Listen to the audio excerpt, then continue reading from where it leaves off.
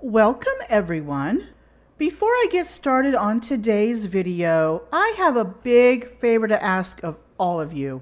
I had the watch hours to be eligible to get all the features that 1,000 subscribers gets my channel back in April, May. However, I cleaned my channel of some non-relevant videos and in the process shaved some of those hours off of my eligible watch hours.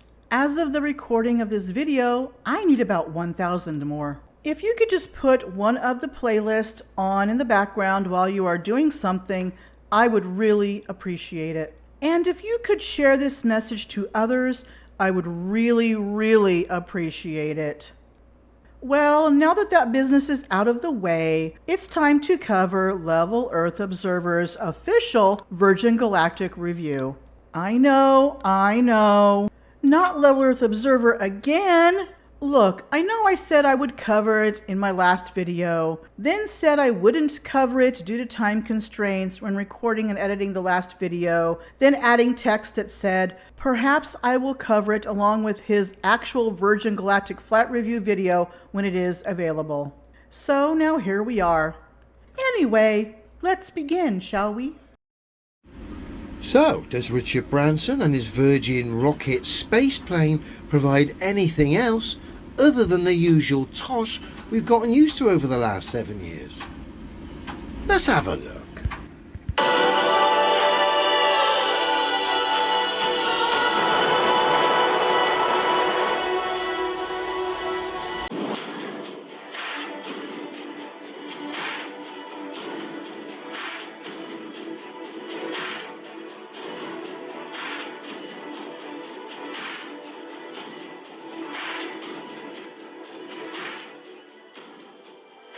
To all you kids down there, I was once a child with a dream, looking up to the stars. Now I'm an adult in a spaceship. Now I'm an adult in a high altitude 0G plane. Ah, dear. Richard, you're going to have to put more crackle in your voice and you're going to have to add a bit more polish to this performance because you ain't convincing anyone.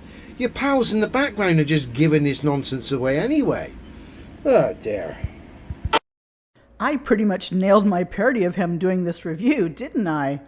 Oh, and Adam must be hard of hearing because he never reduces the volume on the videos that he is debunking. Dear, oh dear. So I did it for this video. You are welcome. With lots of other wonderful adults looking down to our beautiful, beautiful Earth. To the next generation of dreamers, if we can do this... I've got to pause it there, Richard.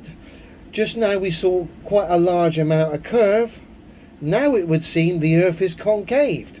So clearly the curvature, what we're seeing here, whether it be extreme or concave, is clearly optical and not physical. Otherwise the curve we'd see from your pantomime plane would kind of relate to each other. Not 1 minute a small amount of curve, then the next minute a gigantic bit of curve, then the very next minute concave Earth. Clearly ridiculous, Richard. Camera angles and different focal lengths on camera lenses tend to do that. However, look at this exterior shot. There is virtually no barrel distortion. Just imagine what you can do. Hey! Come on out, Richard! And then we go to that shot of curve, which, if my memory serves me correct, is about the same amount of curve James May cited from the U-2 spy plane at 70,000 feet. Ridiculous. Let's see if it is. I took both of the following screenshots from their respective videos and overlaid them on one another. I then changed the transparency of the U-2 screenshot little by little. Well, it appears as if the curve is more pronounced in the Virgin Galactic screenshot. Interesting.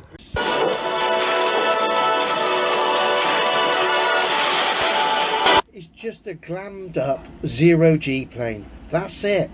Technically, yes. However, according to GoZeroG.com, G-Force One flies in FAA designated airspace blocks approximately 100 miles long and 10 miles wide. The process starts with the aircraft flying level with the horizon at an altitude of 24,000 feet. The pilots then gradually increase the angle of the aircraft to about 45 degrees relative to the horizon until reaching an altitude of 32,000 feet. During this phase, passengers feel the pull of 1.8 Gs.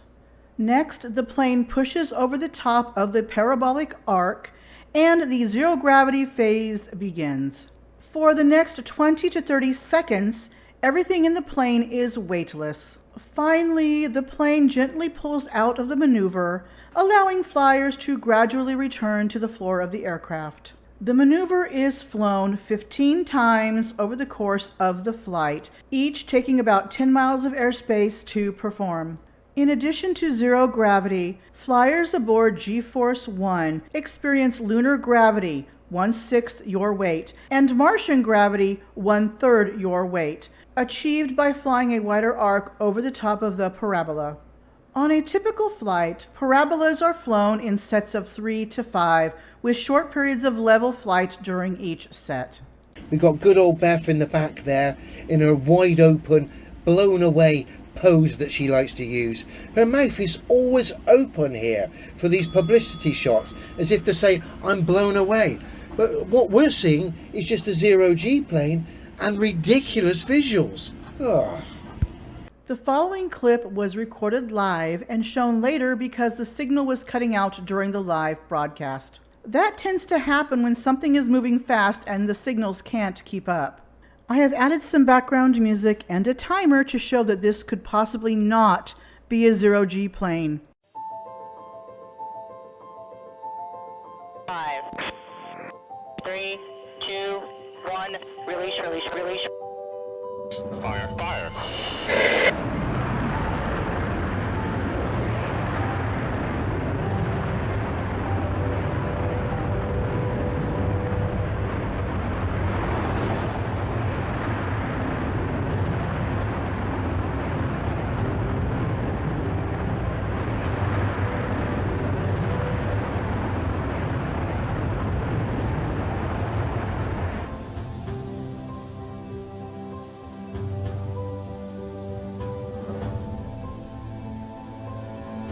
Welcome to witnesses, you're clear to unstrap.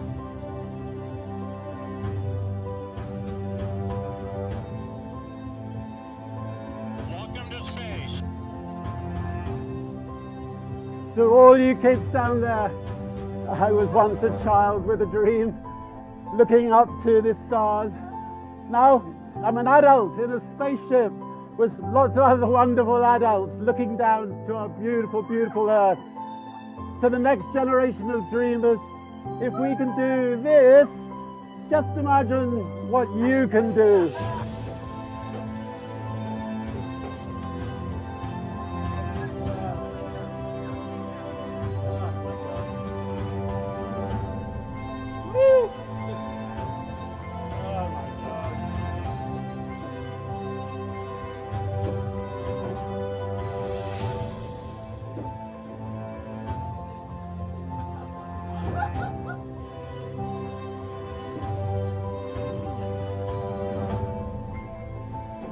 This is unbelievable. This is too unbelievable.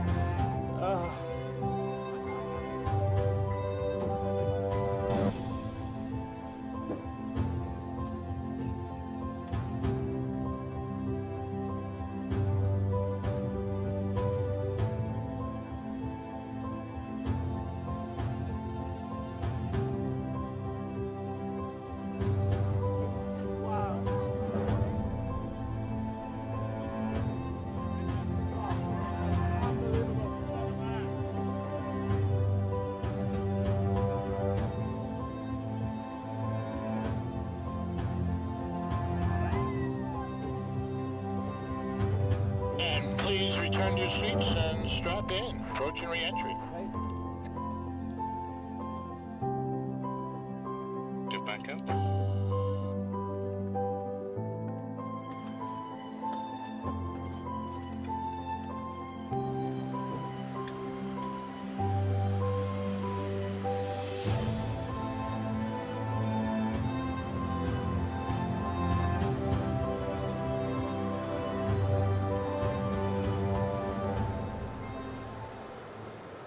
The entire recording of the crew floating took over 2 minutes. I know all the naysayers will be like, but there's cuts. We want one continuous live shot or it's fake. To them I say, live sports ball games on TV have cuts and sometimes the signal glitches out. Does that make them fake?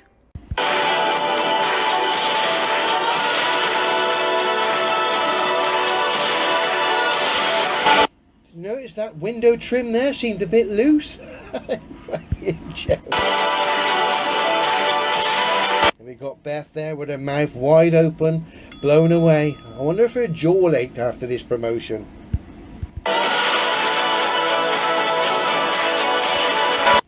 The Earth's concaved, everyone.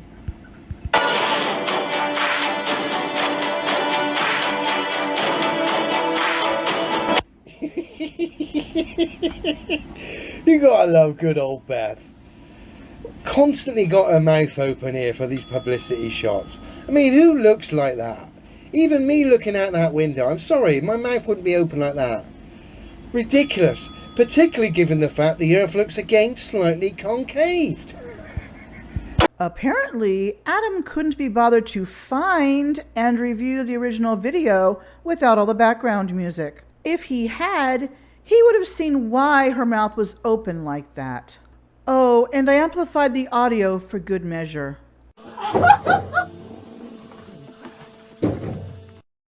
But we all know Elio says he has no bias and stands by things that are demonstrably true, right? Have you guys heard this one? Oh!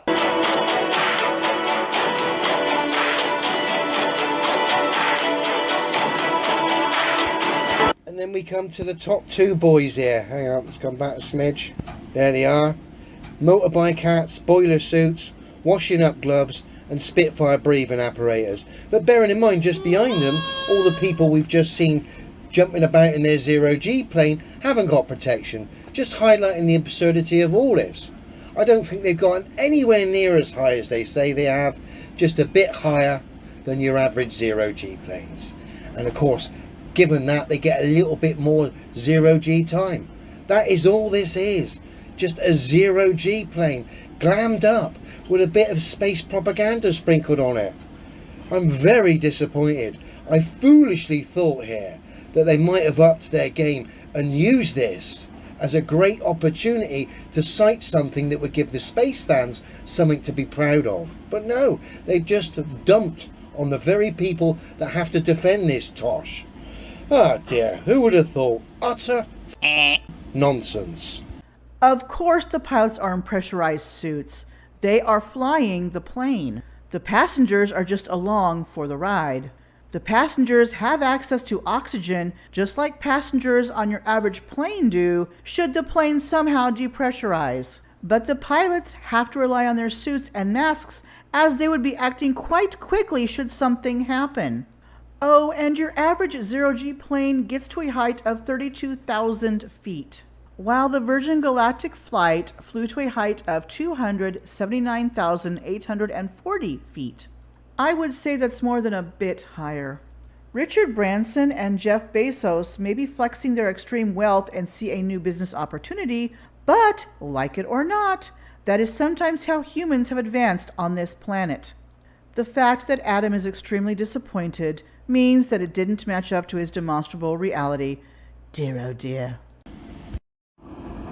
And just before I go, here's the flight profile for a zero-G plane. And here's the flight profile for Richard Branson's space plane. It's exactly the same. Essentially, those two profiles are not the same. Adam is not just hard of hearing, but he also needs glasses. Richard Branson's space tourism charade is essentially a zero-G plane glammed up to go a little bit higher and provide a little bit longer in a zero-G environment. That's it. Who would have thought? Yeah, who cares about a Virgin Galactic plane with a crew that got to a height of 53 miles or 85.3 kilometers? Psh, it's all just pantomime, tosh, and utter fucking nonsense anyway. Dear oh dear. I thought it was a bit odd that Level Earth Observer kept bringing up Beth's open mouth. He mentioned it 4 separate times. Perhaps he's just trying to get her attention so he can show her the inflatable tower crane he keeps in his back garden that he calls Mr. Lifty. As of the recording of this video, the Blue Origin flight has successfully launched and come back to Earth.